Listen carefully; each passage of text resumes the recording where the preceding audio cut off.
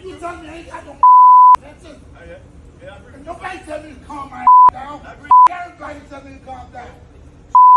This my money y'all playing with. It's the 1970s and inflation is through the roof. Folks losing their job, losing their mind, and a whole generation of people fixing to retire. Kind of like it is right now. You see, back then, companies was like, hey, you give us 40 hours a week, work for us for 40 years, and all you're going to have to do is be able to walk to the mailbox and get your check because we got you. Don't even trip. But what they ain't tell them was that most of them never saved a dime. They just hoped that you was going to clock out and not be able to clock back in. You feel me? And the first person to see it coming was this senator named Jacob Javits. His secretary walks in and goes, sir, companies is out here folding. Their pension plans is disappearing left and right. Javits goes, you mean to tell me all these companies wrote checks that they can't cash and they never put away the money? Man, that's got to be illegal. She goes, well, technically, they didn't break the law. And Jobs is like, exactly. Don't you see the problem? So boom, in 1974, they passed this law called ERISA. Basically, ERISA said, if a company promises you a pension, they got to actually put money into a trust account and insure it. So even if the company goes broke, you ain't got to worry about because you're going to be straight. Sounds like a win for the people, right? Wrong. Because when it passed, every single CEO in America was running around like a chicken with their head cut off. One of them was like, man, we got to guarantee every employee lifetime income now.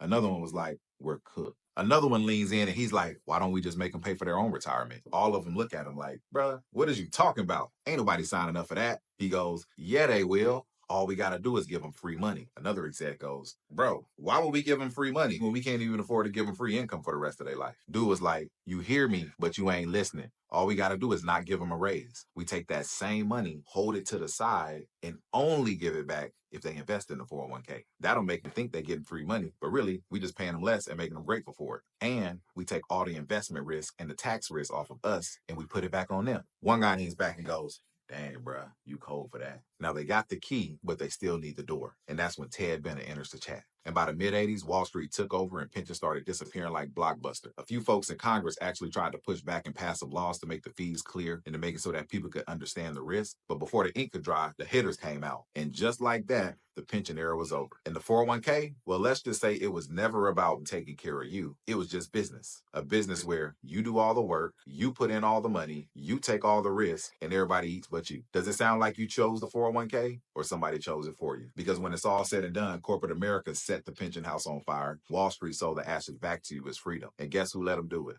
The government.